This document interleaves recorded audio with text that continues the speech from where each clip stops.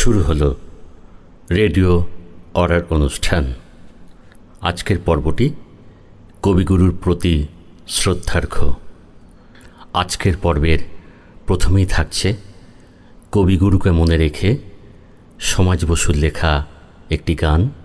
গানটির সুরকার ও শিল্পী ধ্রুব, সঙ্গীতায়োজন অভিজিৎ ভট্টাচার্য।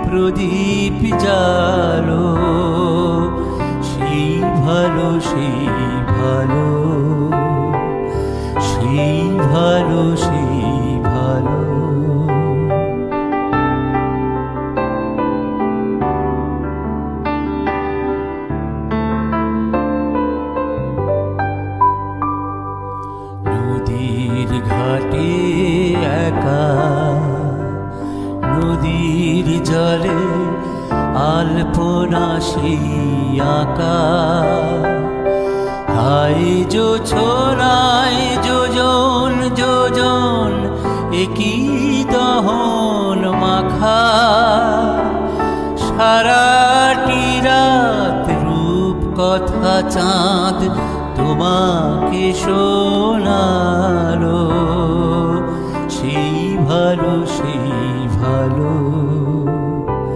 সেই ভালো, সেই ভালো।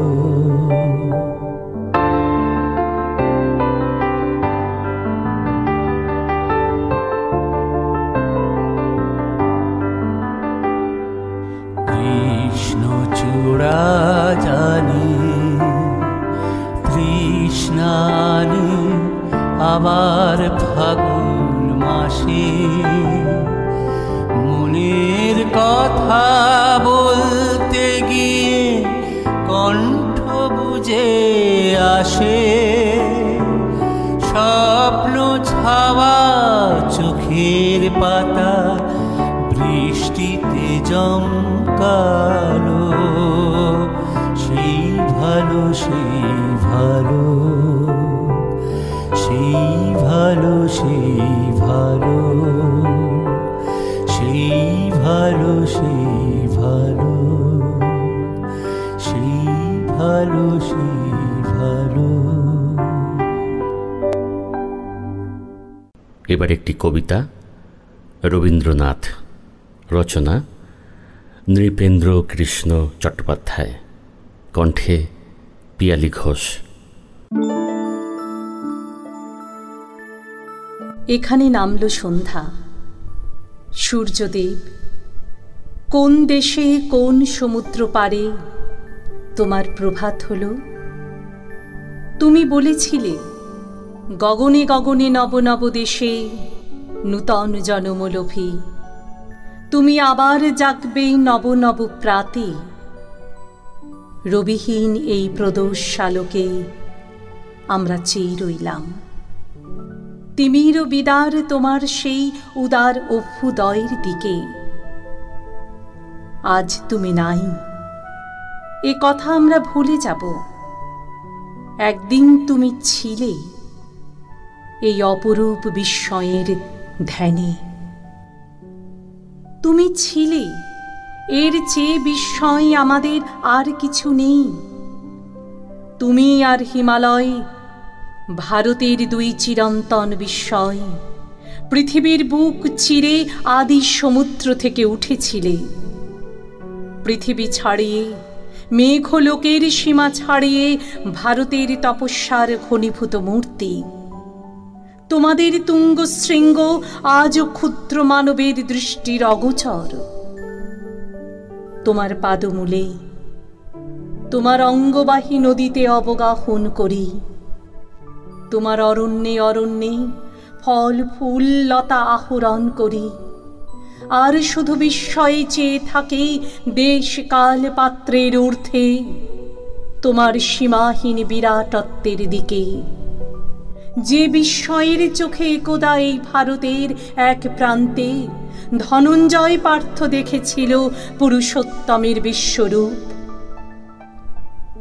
তোমার পূজায় বিস্ময় ছাড়া আর কোনো উপচার আমাদের নাই। মৃত্যু আজ তোমার জীবনে এসে জীবন পেল। এই পৃথিবীর যা কিছু মৃত্যুময়, যা কিছু ধূলির ধন, যা কিছু শোকে দুঃখে বেদনায় বিরহে ম্লান হয়ে যায় শুকিয়ে, তুমি আমাদের সেই সব মৃত্যুময় ক্ষণিক সম্পদ মৃত্যুহীন অক্ষয় করে তোমার জীবনের প্রতি মুহূর্তের সঙ্গে গেঁথে গেঁথে অনাদিকালের অক্ষয় ভাণ্ডারে আমাদের জন্য সঞ্চিত করে রেখে গিয়েছ। তোমার কাছে তোমার সন্তান রূপে উত্তরাধিকার সূত্রে আমরা আজ্ঞা পেলাম, জগতের কোনো সম্রাট, কোনো ধনকুবের সম্মিলিতভাবে তা রেখে যেতে পারেনি। যে তারার আলো আজও পৃথিবীতে আসেনি, তুমি তোমার মনে পেয়েছিলে সে তারার আলোর সন্ধান, তাই দিয়ে তুমি জ্বালিয়ে গিয়েছ গানের প্রদীপ। যে তারার আলো আকাশে আকাশে গিয়েছে নিভে, তুমি তাদের সেই নিভে যাওয়া আলোর হাজার টুকরো কুড়িয়ে এনে জেলে গিয়েছ সুরের প্রদীপ। তৃণে আর ফুলে, ফুলে আর ফলে, আকাশের তারাই আর পৃথিবীর ধুলোর কণাই, সকলের মধ্যে রয়েছে যে প্রাণের ধারা। তুমি দেখেছিলে সেই অনাদি প্রাণধারার অখণ্ড প্রবাহ। তার দুই তীরে তুমি সৃষ্টি করে গিয়েছ নব নব স্বর্গ। মাটির পৃথিবীতে ভাবের বৈকুণ্ঠ লোক। দেবতারা একদা যে পথ দিয়ে পৃথিবীতে আসতেন, পৃথিবীর ধুলোয় সে পথ গিয়েছিল ঠেকে। তাই পৃথিবীর মানুষকে অমৃতের লোভ দেখিয়ে দেবতারা ডাকত স্বর্গে। তুমি এসে স্বর্গ আর পৃথিবীর মাঝখানে যাতায়াতের সেই পথ কালের অসীম ধুলো থেকে মানুষের চোখের জলে ধুয়ে আবার আবিষ্কার করলে অশ্রুতে, বেদনায়, বিরহে অপরূপ এই পৃথিবীকে। তুমি আবার সাজিয়ে গেলে মোহিনীর বেশে, যার জন্যে স্বর্গে উঠবে অশান্ত ধ্বনি, দেবতার মনও কাঁদবে পৃথিবীতে আসবার জন্যে। মাটির প্রদীপের আলোয় দুঃখের অভিসারে আসবে দেবতারা।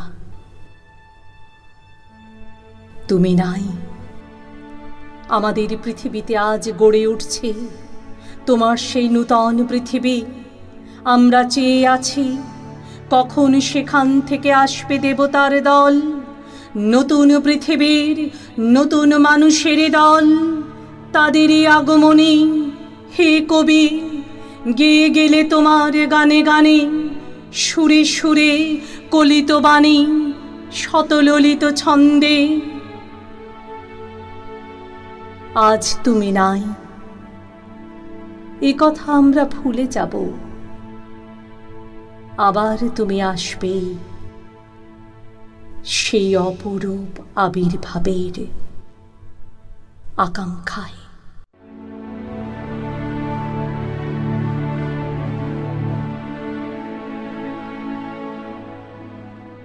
আজকের নাটক বদনাম, মূল কাহিনী রবীন্দ্রনাথ ঠাকুর, নাট্যরূপ সীমা চট্টোপাধ্যায়, নির্দেশনা অরুণ সাধুখা। অভিনয় ভাস্কর ভট্টাচার্য, দেবদাস নাথ, অরুণ সাধুখা, সংঘমিত্রা মালাকার।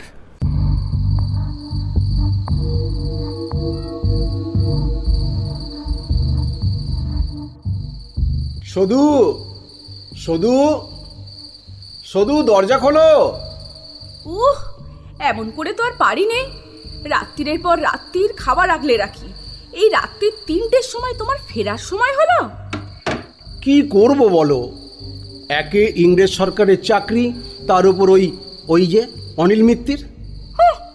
3 রাত চোর ডাকাত ধরে ধরে বেড়াচ্ছে, এমনকি সাধু সজ্জনও বাদ যাচ্ছে না। আর ওই অনিল মিত্তির থেকে থেকে তোমার নাকের উপর বুড়ো আঙ্গুল নাড়া দিয়ে কোথায় দৌড় মারে তার ঠিকানা নেই। এ যেন সার্কাসের খেলা হচ্ছে। হ্যাঁ, ও বেলে খালাস আসামি বটে, তবে পুলিশের রিপোর্ট না করে কোথাও তো যাওয়ার হুকুম নেই। তাই সেদিন আমাকে চিঠি দিয়ে জানিয়ে গেল, ইন্সপেক্টর বাবু ভয় পাবেন না, সভার কাজ সেরে আমি এখনই ফিরে আসছি। আর কোথায় সভা, তার কোনো সন্ধানই নেই। পুলিশকে যেন ভেলকি খেলাচ্ছে। এই শোনো, তবে আজ রাত্রিরের খবর দিই, শুনলে না তোমার তাক লেগে যাবে। রাত তখন 2টো, আমি তোমার খাবার আগলে বসে আছি, একটু ঝিমুনি এসেছে। হঠাৎ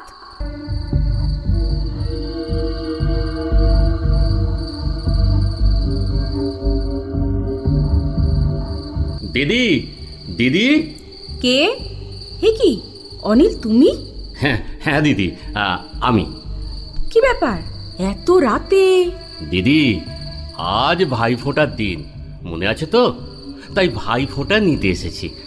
আমার আপন দিদি এখন চট্টগ্রামে কী সব চক্রান্ত করছে কে জানে, কিন্তু ফোঁটা আমার চাই, তাই চলে এলাম তোমার কাছে। কি ঠিক করিনি? তা আবার করনি? ফোঁটা নেবার আদর্শ সময় যে এখন। তা অনেক দিন দেখা নেই যে বড়। কি করব বলো, ইন্সপেক্টর বাবু আর তার মালিক ওই ইংরেজ সরকার আমাকে ধরার জন্য যে একেবারে উঠে পড়ে লেগেছে। দিদি, আজ 3 দিন কোনো মতে আত পেটা খেয়ে বনে জঙ্গলে ঘুরছি। আজ তোমার হাতের ফোঁটা নিয়ে আর তোমার হাতের অন্ন খেয়ে এবার আমি উধাও হব। দাও দাও দাও, কিছু কিছু তাড়াতাড়ি খেতে দাও। ভাত বাড়াই আছে, বসে পড়ো। বাহ, এ তো দারুণ ব্যাপার। ইন্সপেক্টর বাবুর বুঝি? সে খোঁজে তোমার কি দরকার? তা অবশ্য ঠিক। তাহলে গুছিয়ে খেতে বসা যাক। না, অত আয়েশ করে খেতে হবে না, তাড়াতাড়ি খেয়ে পালাও, ওর আসার সময় হয়ে গেছে যে। আরে কোনো ভয় নেই, তিনি আমারই খোঁজে চিতল বেড়ে গেছেন। ফিরতে অন্তত 3টে বাজবে। আমি বরং রয়ে বসে তোমার পায়ের ধুলো নিয়ে যেতে পারবো। কি যে দেশোদ্ধারের ভূত তোমার মাথায় চাপলো, ভেবে পাইনি বাবা। দেশে তো আরো অনেক লোক আছে নাকি? দিদি, বঙ্কিমবাবুর একটা লেখায় পড়েছিলাম, তুমি অধম তা বলিয়া আমি উত্তম হইব না কেন। হ্যাঁ হ্যাঁ জানি, কথার একবারে গুরু ঠাকুর। ওই কথার জোরেই তো এই এলাকার সব গ্রামের লোকের বিশ্বাস জন্মে গেছে যে তুমি একজন সিদ্ধ পুরুষ। হ্যাঁ, তাই নাকি? তবে আর বলছি কি, তারা কি বলে জানো? তুমি নাকি ভোর রাত্রিরের কুম্ভক যোগ করে শূন্যে আসন করো। বলো কি? যাক, তুমি বিশ্বাস করনি তো এসব কথা? আমার বিশ্বাস অবিশ্বাসে কার কি আসে যায় শুনি? হ্যাঁ, তা ঠিক। বাহ, এই তো পানের বাটায় পান সাজা রয়েছে দেখছি। দাও দাও দাও, একটা দাও, অনেকদিন পান খাই না। এই, তুমি আর কি করতে চাও বলো তো? ইন্সপেক্টর বাবু হাভানা চুরুট খান না? আমাকে একটা দাও না, আমি খেতে খেতে চলে যাব যেখানে দলের লোকরা রয়েছে। তারা আজ একটা ওখানে সভা করবে, জানো তো? একটা সভা করবে? কোথায়? আরে জায়গাটার নামটা বলো। তুমি এমন প্রশ্ন আমাকে জিজ্ঞাসা করলে যার থেকে প্রমাণ হয় তোমার এই অনিল ডাকাত আমাকে চিনলেও তুমি চেনোনি। যা হোক, আমি তাকে তোমার বহু শখের একটা হাবানা চুরুট দিয়েছি। সে সেটা জ্বালিয়ে দিব্যি সুস্থ মনে, ফোঁটা নিয়ে, পায়ের ধুলো নিয়ে চুরুট ফুঁকতে ফুঁকতে চলে গেল। চলে গেল? আচ্ছা, তা অন্তত একটু একটু বলো সে কোন দিকে গেল? কি এমন কথা তোমার মুখ দিয়ে বের হলো? আমি তোমার স্ত্রী হয়েছি তাই বলে কি পুলিশের চোরের কাজ করব? তোমার ঘরে এসে আমি যদি ধর্ম খুইয়ে বসি, তুমিই বা আমায় বিশ্বাস করবে কি করে? হায় রে, আরে এমন সুযোগটাও কেটে গেল। এত হতাশ হচ্ছ কেন শুনি? তুমি করিতকর্মা লোক, আমার সাহায্য ছাড়া একটা স্বদেশী ডাকাতকে ধরতে পারবে না? পারবো না কেন স্যার, একটু সময় পেলেই মেয়েটাকে ধরে ফেলতে পারবো। খবর পেয়েছি সে এ পাড়ারই কোনো এক বিধবা মেয়ে। আমাদের সব খবর সে কেমন করে কি জানি কেমন করে পেয়ে যায়, আর গোপনে অনিল মিত্রের কাছে খবরগুলো পাচার করে দেয়, কি তাই তো? হ্যাঁ স্যার, তবে এবার আর কোনো রকম ফাঁক ফোকর রাখা চলবে না। খুব গোপনে হঠাৎ করে কাজ সারতে হবে, তবেই অনিল মিত্তির ফাঁদে পড়বে। অত হুম্বি তুম্বি করো না তো নিতাই, পুরো ব্যাপারটা আগে খুলে বলো। স্যার, আজ রাতে মোচকাটির জঙ্গলে ওদের মস্ত একটা সভা বসবে। সভা? মোচকাটির জঙ্গলে? কে? পাক্কা খবর তো? স্যার, ইনফরমার নিতাই চক্রবর্তী আপনাকে কখনো ভুল খবর দিয়েছে? তাহলে তো আজ রাতেই জঙ্গল ঘেরাও করতে হবে। হ্যাঁ, ওই জন্যই তো থানায় না গিয়ে সোজা আপনার কোয়ার্টারে এলাম। শুনুন স্যার, আর বেশিক্ষণ এখানে থাকবো না। ঠিক সন্ধ্যাবেলায় আমার সঙ্গে মোচকাটির জঙ্গলের সামনে বড় রাস্তার মুখে দেখা হবে। ঠিক আছে ঠিক আছে, যাও তুমি। সদু, সদু, এই যে সদু, আমি আমি এক্ষুনি একবার থানায় চললুম। বাবা, খুব যে নৃত্য জুড়ে দিয়েছো দেখছি। তা ব্যাপারখানা কি? শোনো, অনিল মিত্তিরের খোঁজ পেয়ে গেছি। এবার এমন বুদ্ধি খাটাবো যে তোমাদের বুদ্ধির ফাঁকের মধ্যে বড় বড় অনেক ফুটোই থাকবে। অনেকবার তো লোক হাসিয়েছো গো, আর কেন? জেনে রেখো, এটাই শেষ। আমি এক্ষুনি থানায় গিয়ে লোকজনকে খবর দিয়ে রাখছি, আজ রাতেই মোচাকাঠির জঙ্গলে ঢুকতে হবে। ওই অনিল মিত্তিরকে না ধরতে পারলে না আমার মান থাকবে না, বুঝলে?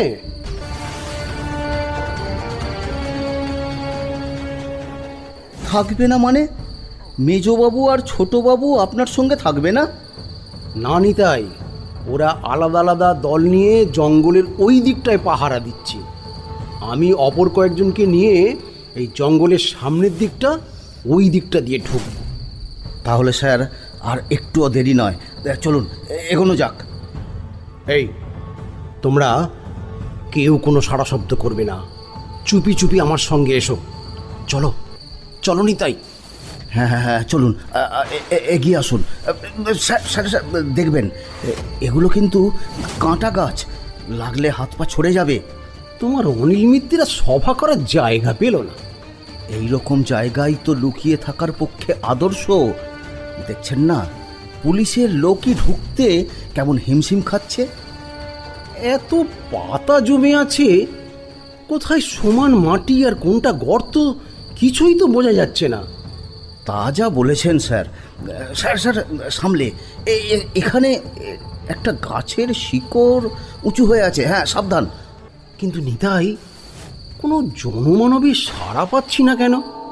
এত বড় একটা সভা, অথচ চুপ চুপ চুপ, এসে গেছি স্যার। ওই যে শাল গাছগুলো দেখছেন, ওগুলোর নিচে একটা ফাঁকা মতো জায়গা। ওই ওই ওই হ্যাঁ হ্যাঁ, ওইখানেই ওদের সভা বসার কথা। হ্যাঁ, ওইখানটায়। কে কোথায় আছো? আরে বের হও, নইলে আমরা গুলি চালাবো। অনিল মিত্তির বেশি চালাকি করার চেষ্টা করো না।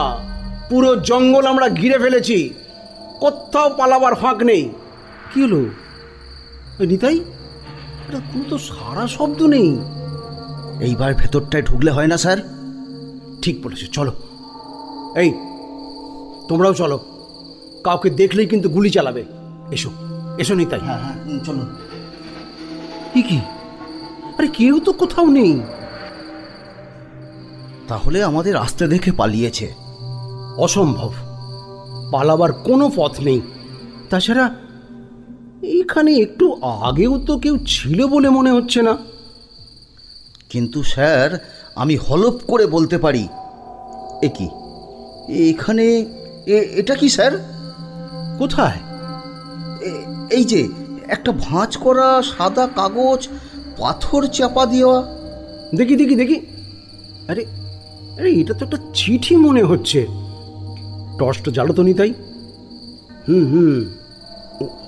আসামি নিরাপদ, দিদিকে আমার প্রণাম জানাবেন, অনিল।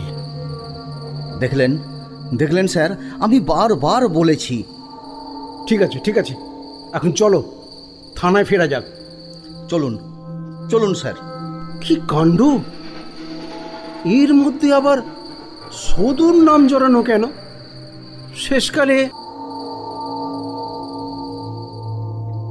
শেষকালে আবার কি? হ্যাঁ শুনি, পুলিশের ঘরের গিন্নি কি আসামের ঘরের দিদি হতে পারে না? সংসারের সব সম্বন্ধই কি তোমার এই সরকারি খামের ছাপ মারা হবে? উফ, আমি লোকটা চালাকির কথা ভেবে না অবাক হয়ে যাচ্ছি। এদিকে আমার পুলিশেরা শেষ পর্যন্ত বিশ্বাস করতে শুরু করেছে যে ও যখন খুশি নিজেকে লোপ করে দিতে পারে। তা বটে, ওর গল্প যতই শুনি আমারই তো মনটা টলমল করে ওঠে। তুমি তো তোমার মত বলেই খালাস।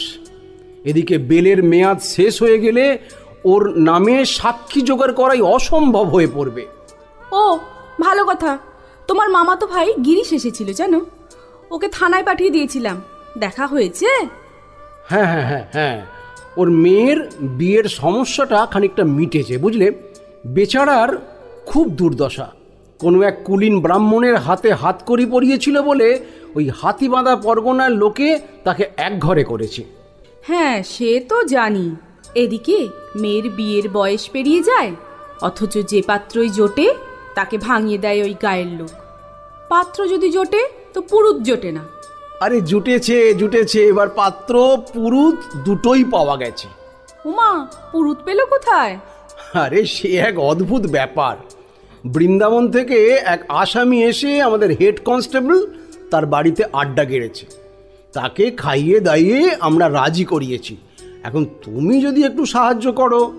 ও মা, সে কি কথা? সাহায্যের কি আছে, এ তো আমার কর্তব্য। গিরিশের মেয়ে মিনু, সে তো আমাদেরও মেয়ে বলো। না না, তুমি ব্যবস্থা করো, বিয়েটা আমাদের বাড়ি থেকেই হবে। নিয়ে এসো তোমার বৃন্দাবনবাসীকে।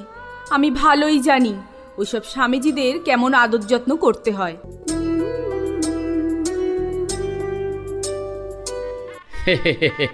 আদর যত্ন করতে হয় বই কি, সংসারে স্বামী পুত্র সবাইকেই তো আদর যত্ন করতে হয়, নয়তো লোকে যে তাকে লক্ষ্মী ছাড়া বলে। আগে আপনাদের আশীর্বাদে আমার পরিবারটির এ ব্যাপারে দারুণ সুনাম আছে। পাড়াপড়শিরাও পর্যন্ত বলে সদু বড় লক্ষ্মী।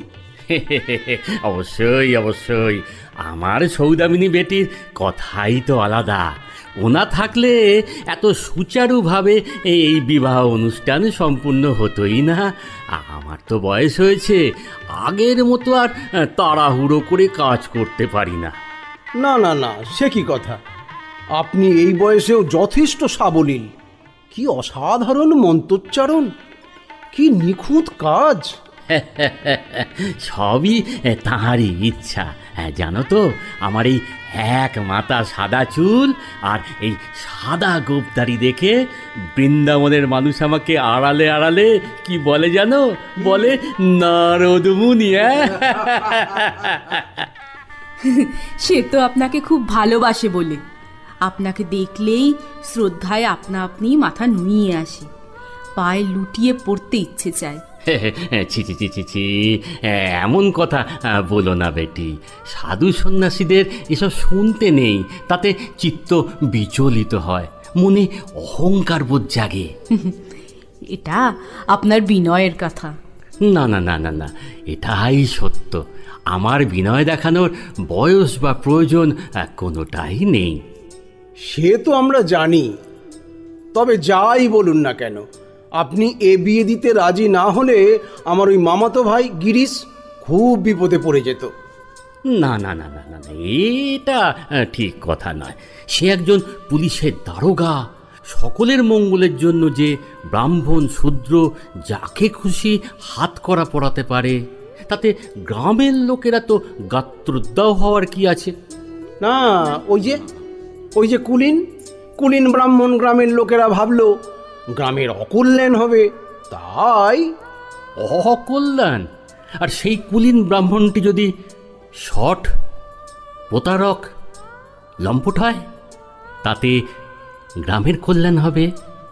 বলিহারি এইসব সংসারী মানুষের বুদ্ধি। তা যা বলেছেন। আসলে আপনারা হলেন বিষয়মুক্ত পুরুষ। আবার আবার প্রশংসা বলছি না, এতে চিত্ত বিচলিত হয়। তুমি একটু কম কথা বলবে। তা যাক বাবাজি, বিয়েটা তো নির্বিঘ্নে সম্পন্ন হলো। এখন বরকনেকে একবার নিয়ে আসি এখানে। কেন আবার বরকনে কেন? বাহ, ওদের আশীর্বাদ করবেন না? আপনার আশীর্বাদ মাথায় নিয়ে ওরা নতুন জীবনে প্রবেশ করবে। হ্যাঁ, তা বেশ বেশ। আমারও যাবার সময় হলো। কালই আমায় আবার বৃন্দাবনে ফিরতে হবে। ওরে ওরে, কে কোথায় আছিস? বরকনেকে নিয়ে আয় এখানে। তা বাবাজি, আপনি তো অনেকক্ষণ উপবাসী, এবারে একটু জল মিষ্টি। না না না না, আজ আবার আমার একটা ব্রত আছে। এখন আমি কিছুই খাবো না। ও শোনো, তুমি তাহলে বরং এই তো মিনুমা এসে গেছে। আপনি ওদের আশীর্বাদ করুন বাবাজি। আরে ওনার পা ছোঁ। হ্যাঁ হ্যাঁ হ্যাঁ হ্যাঁ হ্যাঁ, ওং স্বস্তি, ওং স্বস্তি। সুখী হও, দীর্ঘজীবী হও তোমরা। সুখী হও, সুখী হও। শুধু আরে বাবাজি, দক্ষিণাটা তাহলে এবার। হ্যাঁ হ্যাঁ হ্যাঁ, আমি আনছি, এখনই আনছি। দাঁড়াও দাঁড়াও বেটি, ইয়ে মানে আমার একটা কথা বলার ছিল। হ্যাঁ হ্যাঁ, বলুন না, বলুন বলুন। না মানে আমার খবরটা এবার দিয়ে যাই। আসলে পুরুতের কাজ আমার পেশা নয়। হ্যাঁ, সে তো আমরা জানি, তবু একটু শুভ কাজ, মানে দক্ষিণা না দিলে যে। শুনুন, আমার কথাটা এখনো শেষ হয়নি বিজয়বাবু। এ কি আপনি? আমাকে আপনার পুলিশ কনস্টেবলরা ভালো মতোই চেনে, তাই পুরুতের দক্ষিণা নেবার মতো সবুর আমার সইবে না। অতএব আপনারা বিদায় করবার আগেই আমাকে বিদায় নিতে হচ্ছে। এ কি আপনি, মানে তুমি তো। হ্যাঁ, ঠিকই ধরেছেন বিজয়বাবু।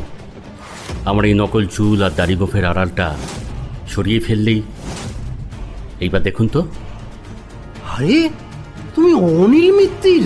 হ্যাঁ বিজয়বাবু, অনিল মিত্তির। চলি তাহলে, আবার কোথাও কখনো দেখা হবে। আরে আরে আরে, ও যে পালালো। আরে আরে, 3 লাফে চণ্ডী মণ্ডপের পাঁচিল টপকে উদাও হয়ে গেল। আরে ধর ধর। ও চিরকালই তাই করে এসেছে। উফ, আমার নিজের গালেই চড় মারতে ইচ্ছা করছে। ওকে ওকে হাতের মুঠোয় পেয়েও আমি চিনতে পারলাম না। আমি চিনতে পারলাম না, মেয়েটাকে ঠিক চিনতে পারলাম না। আধো অন্ধকারে দেখা গেল না, তবে আমি নিশ্চিত এই সেই মেয়ে। আচ্ছা, জাহাবাজ মেয়ে তো। আরে আমাদের সমস্ত প্লেন কি করে যেন টের পেয়ে যায় আর সাবধানে অনিল মিত্রকে চালিয়ে নিয়ে বেড়ায়। সেই জন্যই আমরা বারবার। আচ্ছা আচ্ছা, ওরা ওরা এই সিদ্ধেশ্বরী মন্দিরে এসেছে তো? এসেছে মানে আমি নিজের চোখে ওকে আর অনিল মিত্তিরকে মন্দিরে ঢুকতে দেখেছি। আজ শিবরাত্রি তো, মেয়েটা জপ টপ করার নাম করে মন্দিরে এসেছে ওর সঙ্গে গোপন আলোচনা করার জন্য। আপনি আবার এক গাদা লোকজন সঙ্গে সঙ্গে করে আনেননি তো? আরে না না, সবাইকে দূরে দাঁড় করিয়ে রেখেছি। আজ আমি একা মন্দিরে ঢুকবো। হ্যাঁ স্যার, সেই ভালো। চলে আসুন, আসুন আসুন স্যার। ওই দেখুন, মন্দিরে দরজার ফাঁক দিয়ে প্রদীপের আলো দেখা যাচ্ছে। আপনি গিয়ে দরজাটা আস্তে আস্তে খুলে ফেলুন। আমি এখানেই দাঁড়ালাম। রিভলভারটা হাতে রেখেছেন তো? হ্যাঁ বাবা, হ্যাঁ। তো ভয় কিসের তোমার? না মানে হাজার হোক স্বদেশি ডাকাত তো। যান যান স্যার, আমি এখানেই আছি। উফ, কি অন্ধকার! দরজাটা খুললে আবার শব্দ না হয়? না, শব্দ হবে না মনে হচ্ছে।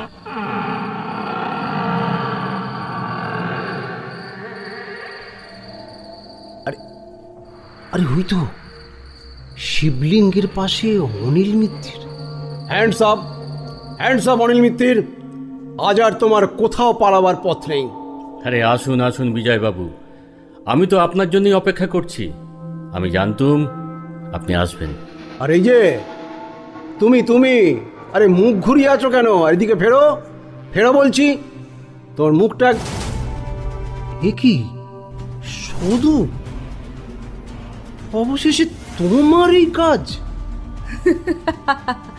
হ্যাঁ, আমি সেই মেয়ে যাকে তোমরা এতদিন ধরে খুঁজে বেড়াচ্ছ। ধরা দেব বলেই তো আজ এখানে এসেছি। কিন্তু তুমি তো জানো আমাদের দেশে দৈবাত দু একজন সত্যিকারের পুরুষ জন্মায়, আর তোমরা তাদেরকে শেষ করে দিতে চাইলেও আমরা বুক দিয়ে তাদেরকে আগলে রাখার চেষ্টা করি।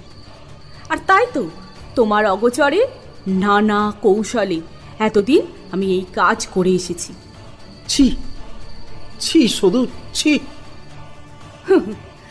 আজ তুমি ছিছি করছো, দুদিন বাদে সমাজ করবে। আর এই লাঞ্ছনা আমি মাথায় করে নেব। কখনো কিন্তু তুমি মনে করো না চাতুরি করে তোমার স্ত্রীকে তুমি বাঁচিয়ে এই মানুষটার থেকে আলাদা করতে পারবে। আমি চিরদিন তার পেছন পেছন থেকে শাস্তির পালার শেষ পর্যন্ত যাব। না না না, শুধু না, এরকম হটকারিতা করো না। তুমি বিজয়বাবুর সঙ্গে ফিরে যাও। যে কঠিন কর্তব্য আমি মাথায় নিয়ে দাঁড়িয়ে আছি, সেখানে দুর্বলতার কোনো স্থান যে নেই। আছে কেবল নিজেকে জলাঞ্জলি দেয়া। যাও শুধু, তুমি চলে যাও। বিজয়বাবুর অবাধ্য তুমি হও না, যাও। তাই? আর তুমি? আমি আছি অন্য আরেক প্রতিজ্ঞায়, আরেক দিনের জন্য। যাও শুধু। শোনো শুধু শোনো, এখনো সময় আছে। তুমি নিজের মুখে কিছু স্বীকার না করলেই হলো। তাহলে আমি চেষ্টা চরিত্র করে তোমায়। দোহাই তোমার, আর যা করো আমাকে দয়া করো না। আমার চেয়ে বড় যারা, তাদের তো তুমি তা করনি। দেখো, প্রাণপণে তোমায় সেবা করেছি ভালোবেসে, প্রাণপণে তোমায় বঞ্চনাও করেছি, কিন্তু কর্তব্য বোধে। তুমি সুখে থেকো। ইচ্ছে করলেই তুমি নতুন সঙ্গিনী পাবে। শুধু এই কথা তুমি বলতে পারলে? বিজয়বাবু, আপনি শুধুর কথা ঘাবড়াবেন না। আসলে ও না একটা খুব সাধারণ মেয়ে, জন্মেছে যে আমাদের দেশে, একেবারে এই খাপ ছাড়া সমাজে। খুব ভালো করে চিনেছি যে ওকে, আর চিনেছি বলেই তো বলছি, জেনে রাখুন ও কিন্তু নিষ্কলঙ্ক।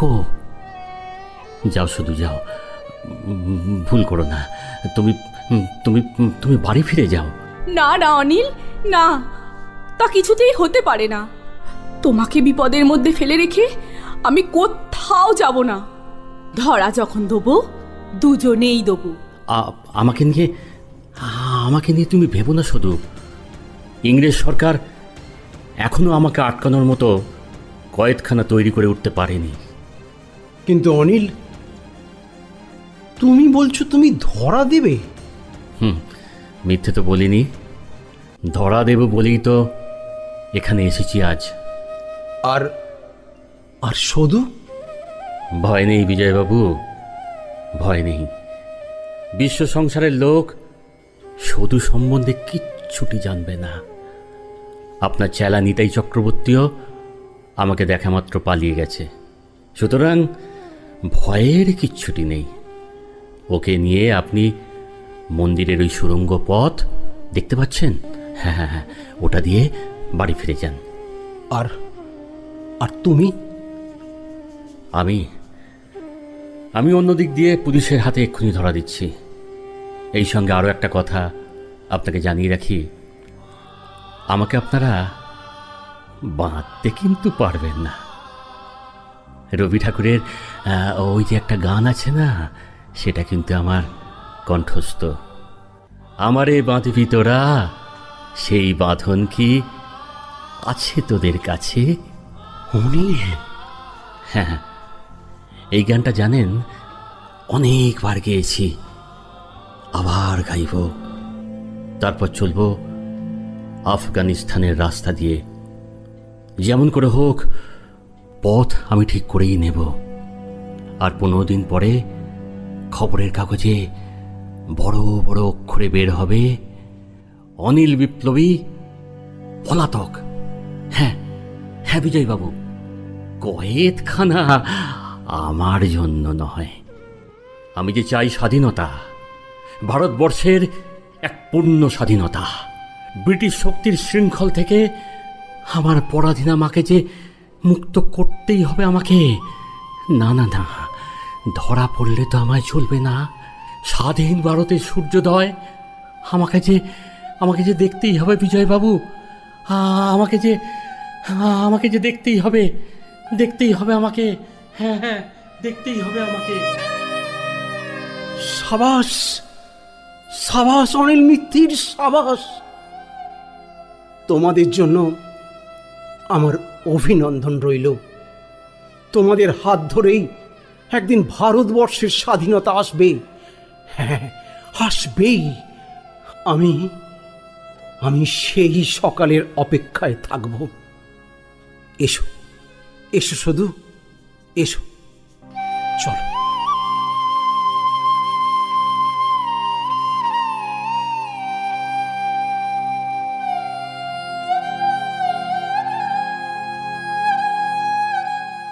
মনের কথা বলে, রেডিও অরা।